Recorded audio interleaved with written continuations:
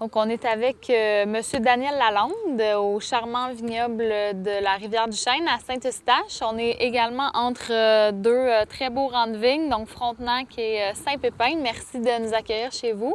Merci. Puis, première question, en fait, nous, on voudrait en connaître davantage sur vous.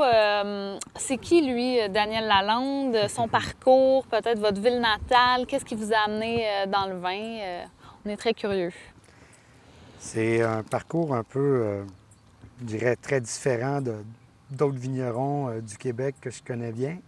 En fait, je suis fils d'agriculteur. J'ai grandi à cultiver ici les terres familiales à Saint-Eustache, du chou, du chou-fleur, du maïs. Puis à l'époque que mes parents étaient jeunes, ils ont même cultivé, mon papa, des pommes de terre ici. C'est vraiment pas une terre à pommes de terre. OK. Mon parcours, ben, j'ai joué au hockey beaucoup plus jeune, puis ce qui m'a ralenti un peu dans mes études. Puis j'ai terminé ensuite une technique en administration, en gestion au Collège Montmorency. Puis j'avais mon meilleur ami, il m'avait dit, Dan, il dit, je pense que tu pourrais aimer l'expérience que j'ai vécue l'année d'avant. J'ai fait mon stage dans le sud de la France, à Toulouse, en administration. Donc on avait la possibilité de faire notre stage finalement ici au Québec, ou avec un échange pendant 6-7 semaines dans cette région-là du sud de la France. Puis j'ai dit, ouais, tiens, pourquoi pas, je sais ça. Puis comme c'était un échange, les Français, on était tous jumelés à une personne. Puis moi, j'avais trouvé un stage ici dans une entreprise qui était la SPCA, là, en comptabilité, pour un stagiaire. Puis lui, il savait que j'étais très sportif. Il m'avait trouvé un stage en marketing au CREPS, Centre de récréo touristique pour les athlètes de haut niveau là-bas dans le sud. Alors, j'avais changé le logo de l'entreprise, j'avais fait des fiches d'information pour les visiteurs. Puis la beauté de ce stage-là, c'est que pendant 3 jours et demi, on était toujours off. Donc, le jeudi après-midi, on terminait puis on revenait au boulot le lundi. Fait que là, ça nous permettait de voyager puis découvrir la région et hors la région. Donc, agriculteur peut-être un peu dans l'âme, j'ai été fasciné par les paysages viticoles là-bas. J'étais vraiment loin de me douter que j'allais finir par être vigneron, là. Quand je suis revenu, j'ai juste dit à mon monde qui m'entourait comment que j'avais trouvé ça beau, puis comment j'avais été charmé. J'étais peut-être plus un consommateur de bière à l'époque que de vin. Et quand j'ai rencontré la maman de mes enfants en 96, donc 4 ans plus tard, ce stage-là, ben, c'est là que souvent le timing fait en sorte que tu veux t'installer, tu veux avoir une famille. Puis mon père, il nous regardait faire pour se trouver une maison ou un terrain. Puis il nous a suggéré d'acheter sa terre. Ce qu'on a fait. Puis naïvement, on croyait qu'on allait pouvoir construire notre maison rapidement. Mais non, avec la protection du territoire agricole, il fallait vivre l'agriculture. Puis durant cet été-là, bien, on avait visité, on avait été au Niagara. Là, on est rendu en quelle année déjà? Là on est en 96. On est en 96, puis on avait visité des vignobles. Puis et là, l'idée folle est venue sans aucune notion de la viticulture. Hey, on a visité leur pailleur récemment. C'est beau. Imagine qu'on aurait dans notre cour un vignoble. L'idée a germé de ça. un petit jardin, là. Un petit jardin. Un petit jardin, ouais. Fait que le jardin, en 98, il s'est installé. OK. Petit jardin de 8 hectares dès la première année. Moi, je travaillais pour mon père à l'époque, parce qu'en plus d'être agriculteur, la famille, on est très entrepreneur. La cabane à sucre Lalande, qui est quelques rangées de vignes plus loin, en arrière, c'est la plus vieille cabane à sucre au pays. Donc, c'est chez nous que s'est réuni par mes arrière-grands-parents les aliments qu'on connaît d'une cabane à sucre, là, soit soupe au pois, omelette, jambon, fèves au lard, etc., grillade de lard. Donc, c'est chez nous qu'a commencé les premiers repas de cabane à cabane à sucre Lalande. Donc, il y avait toutes sortes de trucs également que la famille faisait. Là. Les premiers food trucks, là, mon grand-père qui a parti ça. Ils fournissaient tous les métros. Les métros, ça n'existait même pas. C'était des Steinberg. Il y avait des IGA aussi. Ils fournissaient des salles de réception, dont 6 salles que c'était à ma grand-mère. Ça s'appelait Saratoga Beach à l'époque, en arrière de l'église Saint-Eustache. Donc, Il y a la fibre d'entrepreneuriat, là. exactement. Ouais. Donc, bref, partir dans un domaine que je connais absolument rien, mais que j'avais mon audace que le monde qui m'entoure connaisse. Et le vouloir de m'entourer pour aller plus vite, bien, c'était ça aussi. Mais bref, aller plus vite, pas vraiment. J'ai fait une multitude d'erreurs, mais ça a façonné le vigneron d'aujourd'hui. Oui, j'imagine que ça a été quand même constructif là, pour vous, ces erreurs-là. Vous avez appris. Ah ben oui, c'est certain. Bon, à l'époque, quand on recule en 98, la viticulture était très, très jeune. C'était vraiment même pas une industrie, là. Aujourd'hui, on peut dire 20 ans plus tard que c'est une industrie naissante. Mais en 98, on était perçus comme des vraiment fous là, de vouloir planter de la vigne. Puis j'imagine aussi qu'à ce moment-là, parler de vinifera, c'était à peu près juste rêver en couleur. Il y avait sûrement très peu de gens qui en avaient à cette époque-là, là. Ceux qui peut-être en avaient, je ne les connaissais pas. C'est ça. Donc le choix a été direct. Y a-t-il un cépage en particulier que vous aviez en tête à planter en 98? Oui. J'avais fait un stage d'un vignoble qui malheureusement n'existe plus, mais qui était d'excellents vignerons. C'était la famille Dietrich, Joss, qui était à Saint-Jean-d'Iberville. Donc, Victor, j'avais passé une semaine là-bas à le côtoyer dans le processus de viticulture, donc dans l'été. J'avais fait des embouteillages aussi spontanément à d'autres moments donnés. Mais je me suis mis à appeler un puis un autre pour vérifier ce qui se plantait au Québec, puis qu'est-ce qui pouvait bien réussir. Puis, on se fiait aussi beaucoup à l'époque aux pépiniéristes. Il y a Alain Brault aujourd'hui, mais c'était son oncle qui commençait, qui était là à l'époque. C'était Jacques Brault, qui nous avait comme un peu guidés dans le choix des variétés. Le défi à l'époque, comme on n'avait pas les protections hivernales qui ont évolué au fil des ans, c'était de choisir des variétés qui pouvaient résister à nos hivers froids. Les méthodes de protection, comme je l'expliquais, il y avait Charles-Henri qui avait développé le butage, qui, j'ai tenté l'expérience ici, mais je trouvais que la mécanisation était quand même coûteuse, puis on avait comme un enneigement naturel qui me permettait d'avoir une couverture, une protection, sans même d'utiliser de la terre. Je l'ai réalisé au fil des ans, parce que j'avais commencé par buter. Puis des fois, je finissais pas mon butage parce que je trouvais ça lourd et complexe. Puis je me rendais compte que ma vigne résistait aussi avec une butte de neige, tout simplement. Donc, puis par la suite, bon, le vignoble s'est développé. Donc, 98, planté mes premières vignes. 2001, un premier bâtiment pour recevoir les premières récoltes. De l'ambition au rythme de ces années-là qui m'ont permis d'ajouter un autre 8 hectares point quelques. Ce qui fait qu'aujourd'hui, on en a 17,5 à Saint-Eustache. Puis là, excusez-moi de vous interrompre, là, vous étiez il y avait combien d'employés à l'époque? Ah, quand j'ai commencé, j'étais tout seul. Là. OK. Quand j'ai commencé, j'étais tout seul. Puis comme je travaillais à la cabane à sucre en même temps, bien, des fois, je pouvais m'offrir 2 employés pour les sous que je gagnais à la cabane à sucre pour faire des opérations qui me tentaient moins. Nettoyer les pieds de vigne dans une jeune plantation à la main, etc. Mais j'ai pris aussi, en fait, dès le départ, ce qui m'a aidé, moi, c'est d'avoir trouvé avec une banque un programme qui s'appelait, puis qui est toujours disponible pour des jeunes vignerons, planter aujourd'hui, payer plus tard. Donc, ça se trouvait être un programme qui te permet d'implanter ton vignoble et de payer que des intérêts et de commencer à payer ton capital, ton remboursement de capital après 5 ans. En 2001, première bâtisse, il y a à ce moment-là combien d'hectares plantés?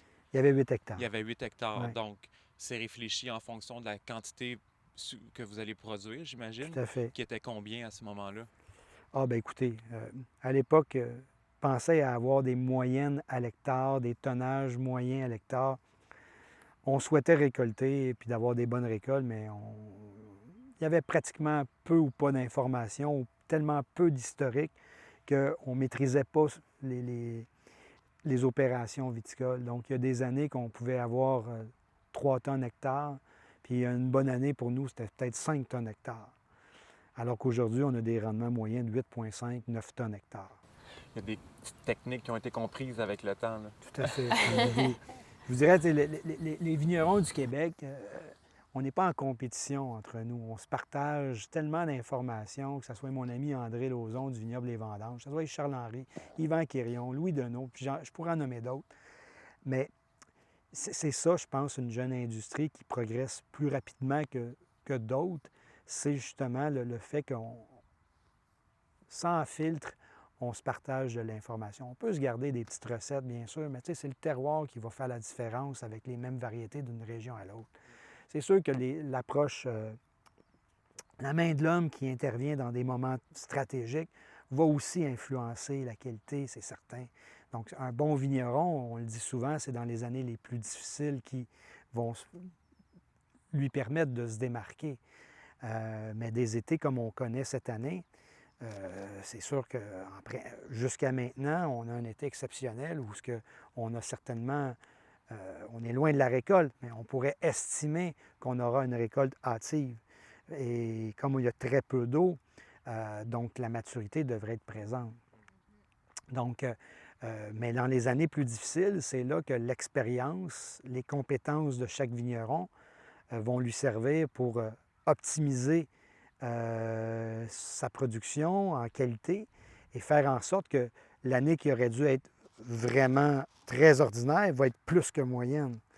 Donc, l'an dernier, par exemple, l'année 2019, où on a eu une saisonnalité correcte sans plus. C'est un bel exemple. Comment les floraisons se sont développées? C'était pas un peu en retard, mettons? C'était très en C'est retard. ça, On a hein? eu un printemps, si on se souvient, 2019, qui était très, très lent. En juin, j'avais une tuque sur le lac Saint-Jean à faire à la pêche avec Louis Deneau. Donc, vraiment, c'était très froid. Alors que cette année, on était dans des canicules. La finalité, on a repoussé nos vendanges d'une dizaine de jours seulement, mais nos blancs, nos rosés, puis je dirais même nos rouges sont surprenants pour l'été moyenne qu'on a connu. Bien, nous, on a défini des profils qui caractérisent bien les Rivières-du-Chêne jusqu'à maintenant. C'est un profil qui, justement, on veut avoir un super équilibre entre l'acidité, le léger sucre résiduel de 4 grammes et moins, 4,5 grammes et moins qu'on laisse, et ce gras qui provient par l'alcool et cette chaleur-là. Donc, c'est un profil fruité, fraîcheur, qui est une fenêtre sur quelqu'un qui goûte un vin, un chroniqueur en vin, un blogueur, un sommelier. Pour moi, quand il y a dans son verre le vin, il faut qu'il y ait comme une fenêtre sur l'endroit où ce qui a été produit. Donc, à l'aveugle, quand le chroniqueur, la personne expérimentée, est capable de définir si c'est un vin qui vient d'une région fraîche, d'une région qui ressemble à ce qu'il goûte et ce qu'il sent, je trouve qu'on est directement où ce que je veux aller. Il faut être fier de ça. Ah, je suis Absolument. complètement Ben d'accord. oui. Et dénaturer un produit, ça peut être possible avec les moyens œnologiques qui sont à notre disposition. Mais d'avoir justement cette fierté-là de s'imposer, puis de faire sortir ce qui est dans les sols, faire sortir justement le climat de la saison, je pense que c'est le fun. Puis aujourd'hui, bien, on a parlé très vaguement de vinifera. Les vinifera sont arrivés avec l'arrivée des protections hivernales en 2010, 2009, 2010. Et Yvan Quirion, qui est ingénieur, il a partagé justement ses expériences, puis il nous a dit, les boys, essayez ça, ça marche vraiment, vous allez être surpris. C'est aussi simple qu'on connaît le franc-parler d'Yvan, puis c'était comme ça qu'il nous jasait. Puis moi, je dis, Ben oui, je vais l'essayer. On l'essaye avec du Vidal. T'sais. 2 rangées, une à côté de l'autre, comme ces deux-là. Un Vidal juste avec une protection de couverture de neige, un autre avec des toiles hivernales. Rendement moyen l'année suivante de 1,5 kg avec 100 toiles, 2,8-3 kg par plant avec une toile. OK, combien ça coûte la toile, là, C'est que ça. j'en Ben mette oui. un peu On va partout? calculer le retour sur investissement, Ben ça sera oui. pas trop long. Ben, c'est là que le crayon il se fait aller, puis là, c'est là que tu te dis, bon, ben, je pense qu'il n'y a pas de photo. La toile, avec une bonne façon de la conserver, on va être en mesure justement de la rentabiliser. Si on revient un petit peu à l'évolution du domaine. Donc là, vous êtes parti avec 8 hectares, vous Oui. étiez le seul employé. J'aimerais ça, je suis curieuse de savoir quand est-ce que vous avez replanté. Là, aujourd'hui, vous travaillez avec combien d'employés? Puis, avez-vous l'intention aussi de replanter puis de grandir encore? Oui, oui, oui. OK. Oui, j'ai commencé toute seule, mais rapidement, 2002-2001, il y avait une équipe qui s'était formée de temps partiel, puis peut-être un temps plein ou deux.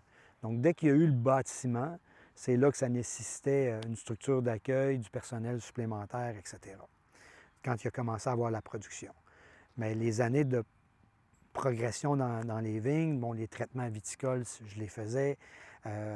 Les grandes opérations de taille, je me faisais aider à des moments bien précis, mais sinon, c'était que des temps partiels. À partir de 2001, il y a une équipe qui s'est formée, puis je dirais que de 2001 à 2005, on a pu voir une évolution de temps partiel et temps plein de 1 personne à 4 personnes temps plein à 5 personnes temps partiel. Puis aujourd'hui, bien, on peut dire qu'avec plus que 16 hectares et demi, parce que là, maintenant, on a aussi un autre domaine à Oka, on en reparlera plus tard, mais l'équipe administrative gère, si on peut le dire ainsi, les 2 entités. Donc, l'évolution du vignoble a été comme suit. Donc, 98, autour de 8 hectares. 2003, un autre 8 ajoutés. 2010, 1,5 qui se sont ajoutés, 1,5. Ensuite, 2015, une acquisition d'une autre terre, cette fois-ci à Oka, que j'ai choisie, dans une région vraiment favorable.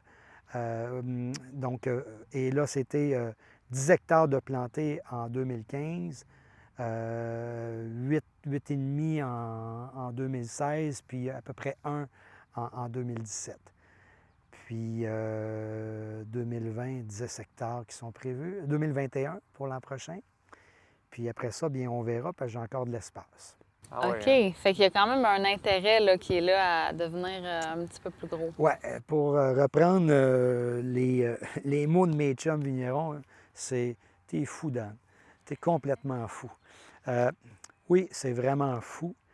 Mais je crois justement que mobiliser des bonnes personnes, de réfléchir à des moyens, des techniques pour augmenter notre efficacité, notre productivité, mais surtout notre efficacité. Le plus gros défi, je trouve, dans le vigneron du Québec aujourd'hui, c'est la course contre la montre suite à la vendange. Pour arriver à ramener une structure plus basse pour protéger avec des toiles hivernales. Nous, ici, on n'a aucun doute sur le choix de protéger notre vignoble avec des toiles hivernales. Aujourd'hui, on a toujours plein de doutes quand tu es vigneron puis quand tu es entrepreneur, mais j'ai la certitude que l'usage des toiles hivernales est le meilleur choix pour nous donner une police d'assurance à avoir des fruits année après année. Depuis 2013, j'ai des vinifera ici à Saint-Eustache. Au fond, j'ai 1 hectare, 1,2 hectare de pinot noir, puis tout près d'1 hectare en chardonnay. Et depuis 2013, les rendements sont là. La vigne le taux de mortalité est similaire à un autre taux de mortalité qu'on aurait dans d'autres vignes qui ne sont pas protégées. Et on se rend compte que justement, la toile hivernale, c'est elle qui nous permet de les avoir. Donc, maintenant, quand tu commences à en avoir beaucoup de toiles hivernales, donc là, nous, on est au-delà de 100 km de toiles hivernales, c'est comment, en équipe, on peut réfléchir à pouvoir les disposer sur notre vignoble, couvrir ce qu'on doit couvrir, avec plus d'efficacité, plus de rapidité, pour ne pas les embêter si le sol est gelé, si on commence à avoir un peu de neige, parce que parfois, on a vu de la neige le 5 novembre. Puis il ne faut pas oublier, c'est que le 12-13 octobre, on était à terminer les vendanges régulières. Puis il nous reste des vendanges tardives, il nous reste du vin de glace. C'est fou, là, quand tu penses à ça. Donc, quand je parle de course contre la Ouais. montre, il ne faut pas oublier que nous, le type de structure, de taille qu'on a établi, c'est de la taille en guyot. Quand tu positionnes une taille en cordon de Roya, c'est que tu laisses sur 2 guyots positionnés sur un fil de palissage un certain nombre de bourgeons. Et tu retailles par la suite toujours sur ces bourgeons-là. Mais plus le bois y est haut du sol, les bois qui seront porteurs l'année suivante, mais plus tu as une protection hivernale plus faible, donc à plus grand risque. Parce que plus les bois sont près du sol, la géothermie qui est provoquée par la toile, plus près du sol, tu es plus chaud. Dans le haut de ta toile, c'est plus froid. Donc, si tu veux optimiser justement ta protection, tu t'arranges pour positionner tes bois plus près. Donc, quand tu mécanises par la suite, tu veux te garder une certaine hauteur. Donc, on ne pourrait pas faire un cordon très bas, parce que je ne pourrais pas mécaniser. On serait près du sol. Donc, l'humidité, le printemps, avec les gelées de printemps qui sont fréquents ici au Québec comme partout sur la planète, bien, si tu as plus d'herbe près du sol, plus tu es à risque. Donc, tu veux te dégager d'une certaine façon. Tu veux avoir des sols qui sont propres, surtout le printemps. Ensuite de ça, c'est une question d'esthétique. Mais plus tu es haut par la suite, tu favorises tes vendanges à la fois mécaniques ou manuelles, ça respire mieux.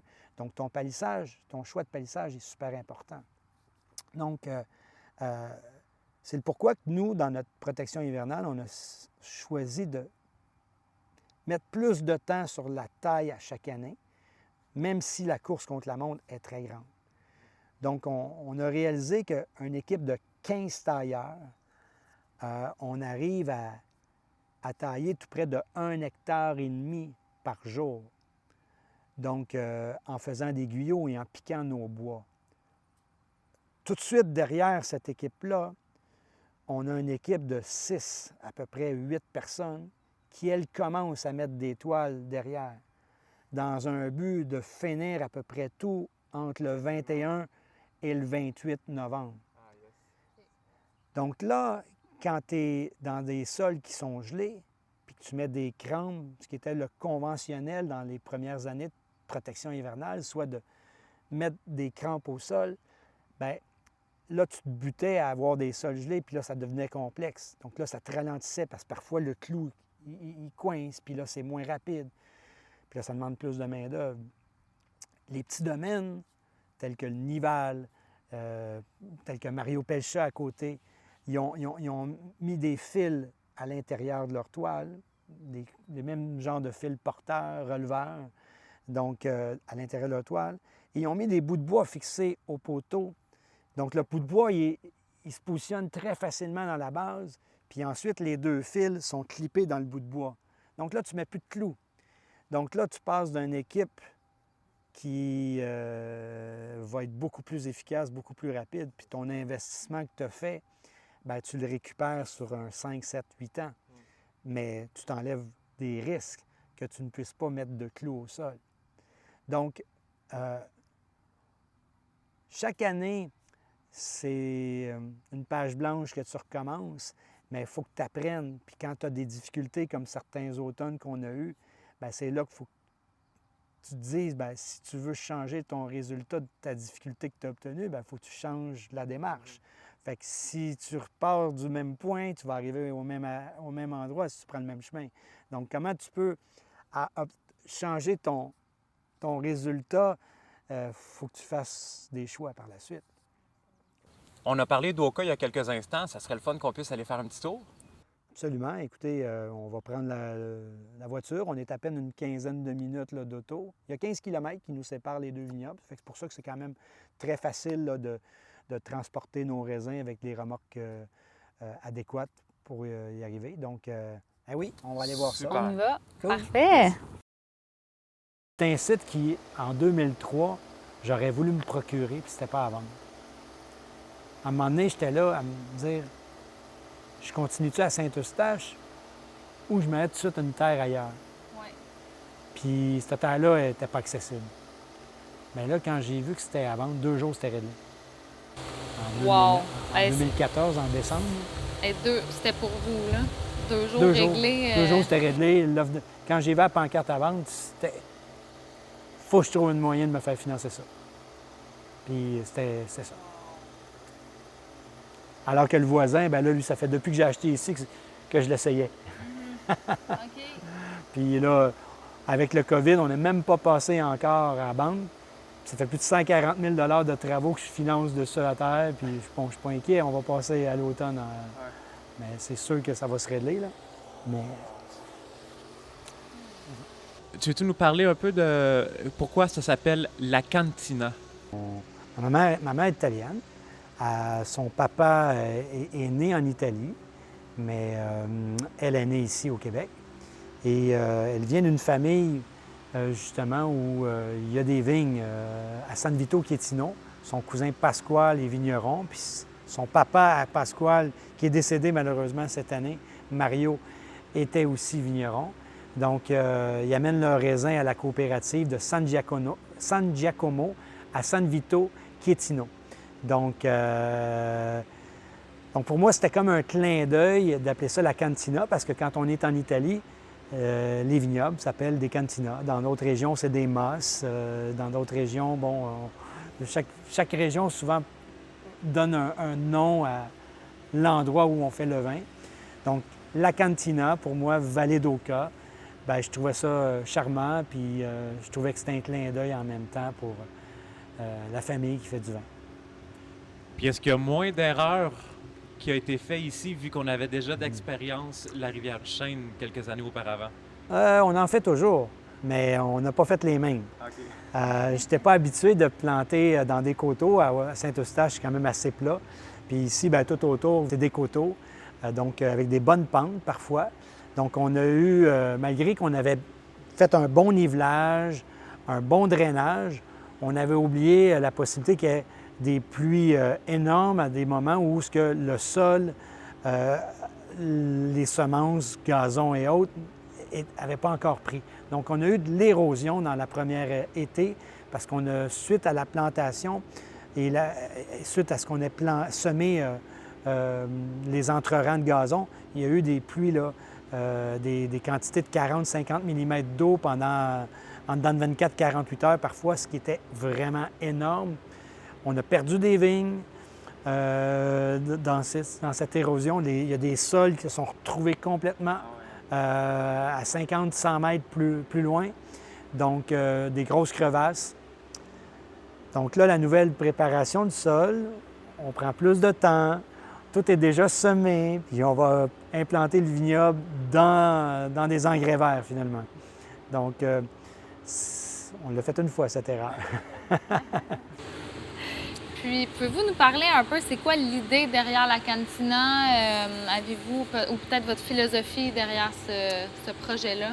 Bien, la philosophie est surtout que c'est des terres exceptionnelles. Tu sais, ça réunit 3 critères super importants au Québec, là. Donc, l'endroit, le site, les sols sont vraiment avec des lawns de toute beauté. Juste derrière l'abbaye qui est à côté, il y a le Centre de recherche sur la viticulture au Québec. Donc, j'ai toutes les données statistiques, pluviométrie, température plus froide, les degrés jour. Donc, j'ai vraiment une station de météo là, à même pas un kilomètre d'ici.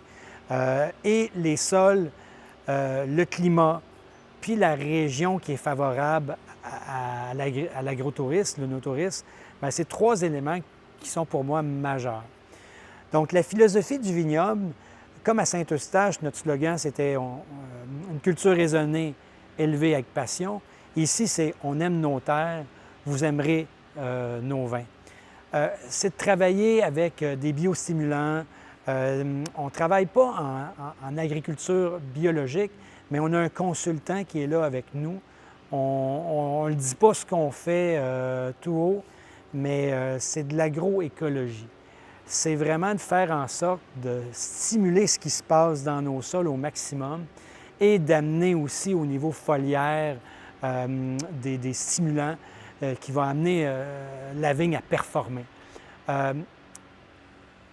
C'est pas nouveau faire ça, mais de se faire des engrais verts à même nos sols pour amener plus de vers de terre, amener à ce que les racines soient profondes, pas juste dans le A, mais dans le B aussi, qu'ils puissent bien s'installer.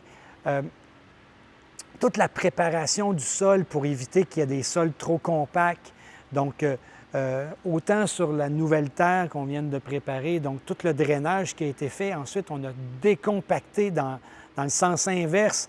À tous les mètres, on est passé. Donc, on en a sorti de la roche, mais on prend une pelle, puis ça rentre facilement. Donc, l'idée, c'est d'amener un milieu des plus favorables, puis ensuite d'être très attentif comme les plus perfectionnistes. Donc, au Québec, j'avais eu Mike des Pervenches qui était venu ici, puis qui avait marché au début, puis qui m'avait coaché avant de planter.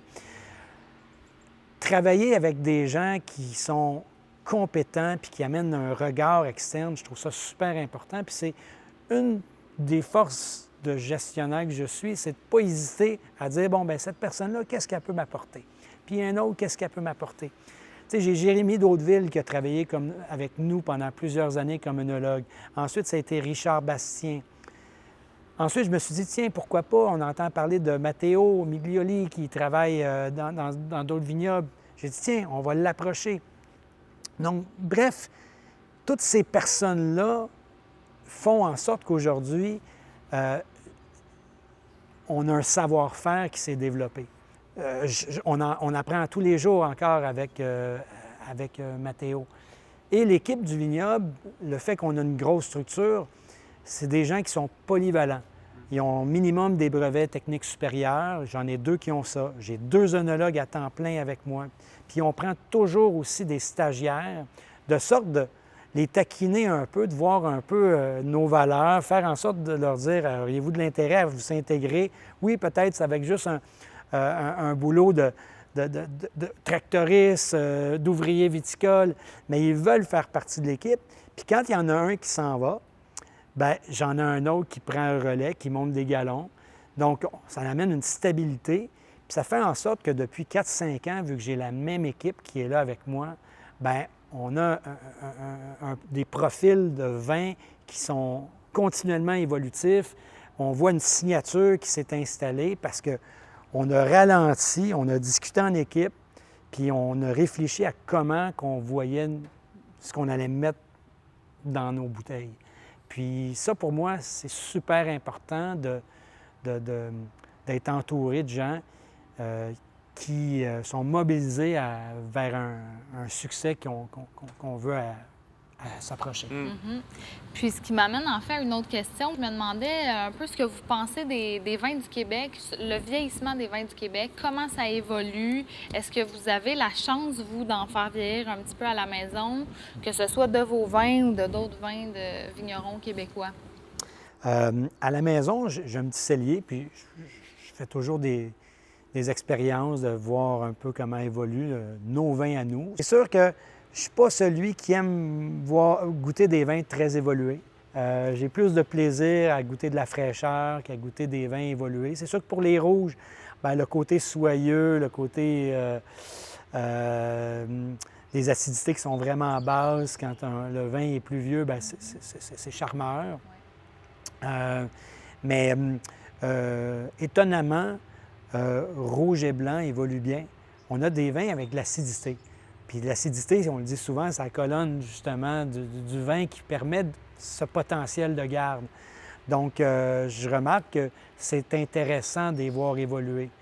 Dans l'avenir, Rivière-du-Chêne puis Cantina va potentiellement présenter des vins qui vont avoir évolué, peut-être un peu comme certains vins italiens. On ne le sait pas, on regarde ça pour l'instant. Est-ce qu'on va commencer à élaborer des vins pour les vendre après 3 ans de garde dans des barriques qui seront un peu plus grosses? Je ne dis pas de le faire comme les foudres, comme un Barolo ou un Brunello, mais c'est quelque chose qu'on regarde dans l'avenir. De votre point de vue, ce serait quoi qui est ressorti de mieux dans les 10 dernières années, aussi plus comme meilleure année, comme meilleures conditions, et aussi les pires, les plus compliqués à travailler? Je me souviens de l'année 2012. Je pense que c'était une de mes années les plus hâtives où on a vinifié les rouges. Je pense qu'ils étaient tous rentrés autour du 20 septembre. 20-25 septembre, c'était tout rentré, au complet. Ça avait été des chaleurs mur à mur comme on a connu cette année. Quoique la chaleur avait commencé très, très tôt au printemps. Là. Mes gars taillaient fin mars, puis ils étaient en petite tenue, là, ou à peu près pas de chandail dans le champ. Sinon, 2018 a été très beau aussi. Sinon, des conditions difficiles, bien, 2013, pour moi, c'est une année dans laquelle on a connu un gel printanier. Donc, c'est sûr qu'on l'avait eu à pleine gueule, là. Donc, ça avait été très difficile de vinifier sur des bourgeons secondaires, les repousses, très inégales comme année. Donc, c'était probablement une de mes années plus difficiles au vignoble à Saint-Eustache. Qu'est-ce que c'est les vins du Québec et où est-ce que ça s'en va? Comme je l'ai précisé tantôt, les vins du Québec, c'est une jeune industrie naissante. C'est une jeune industrie qui aujourd'hui est composée d'à peu près 80 vignerons qui sont dans le CVQ, dans l'association, pour à peu près autant qui ont 2-3 hectares ou moins à la maison, à leur ferme. 80 vignerons, à peu près 800 hectares de vignes au Québec d'implantés. 2019, une production de 2 700 000 bouteilles. Donc, on est vraiment tout petit. Mais avec ce qui se passe depuis les 3 à 5 dernières années, on voit que on commence à être pris au sérieux. On remarque que dans la bouteille, dans le verre, c'est du sérieux, c'est compétitif. On n'a pas à rougir, on n'a pas à avoir honte de ce qu'on fait. Les vignerons sont de plus en plus fiers. On fait de la qualité. On a fait un virage qualitatif au Québec depuis les 5 dernières années et on se rend compte que pour compétitionner les vignobles d'ailleurs, il faut être performant où ça compte, puis c'est dans les vignes. Puis plus tu maîtrises ta culture, plus tu auras des rendements qualitatifs, et plus tu auras de rendements qualitatifs, plus tu vas présenter un produit qualitatif, plus le client va venir chercher sa 2e, sa 3e bouteille rapidement. Donc, c'est une chaîne. Donc, là, c'est là que les ruptures s'installent de plus en plus vite. Je pense que d'ici 5 à 10 ans, on va passer de 800 hectares à 1500 hectares. Puis qu'ensuite de ça, on va refaire un bond encore aux 10 ans facile. Quand on regarde des petits pays comme la Suisse, qui a 15 000 hectares de vignes, qu'au Canada, aujourd'hui, il y en a 33 000 hectares de vignes, le Québec, c'est 14 000 vins étrangers qui sont disponibles pour le consommateur. Moins de 1 % de cette consommation-là est faite avec des produits d'ici. Le jour qu'on a 1 %, 1,5 %, 2 % de la consommation des vins qui va être produite par les vignobles du Québec, bien, ça va prendre 8 à 10 millions de bouteilles. Donc, et plus. Donc, c'est pour ça que les terroirs sont beaux. On a un climat qui est certain pour faire des beaux produits. Donc, on peut juste voir l'avenir avec de l'optimisme. Et enthousiasme. Et de l'enthousiasme, oui. Quand tu fais les choses bien dès le départ, puis tu négliges rien, tu vas courir après un succès. Si tu coupes les coins ronds, ça va peut-être te rattraper. Bien faire les choses, ça inclut une toile, ça inclut des machines avant pour se protéger, ça inclut une structure parfaite, un sol bien drainé, l'acquisition de ta terre, une belle implantation, bien droit. Donc, tout ça va être favorable. Il ne faut pas attendre les subventions toujours pour se lancer dans une business comme ça. Je pense que c'est des belles jobs en plus. C'est des beaux métiers. Travailler l'agriculture, c'est le fun. Puis aujourd'hui, bien, les tablettes nous attendent. Il manque de vin du Québec sur les tablettes à la SAQ, dans les épiceries fines, dans les grandes surfaces. Il manque de vin dans nos vignobles très rapidement. Succès des mecs des pervenches là, qui ont pratiquement vendu la moitié de leur récolte en à peine 15-20 minutes. C'est exceptionnel. Est-ce qu'on aurait entendu parler quelque chose pareil il y a 7, 8, 10 ans? Probablement pas. Donc, moi, je pense qu'au Québec, les gens, il y aura de plus en plus de conversion vers des vignes. Il faut bien choisir nos endroits, ça c'est certain. Mais la viticulture au Québec, le Québec va contribuer beaucoup à l'augmentation et à la reconnaissance des vins canadiens. J'en suis certain.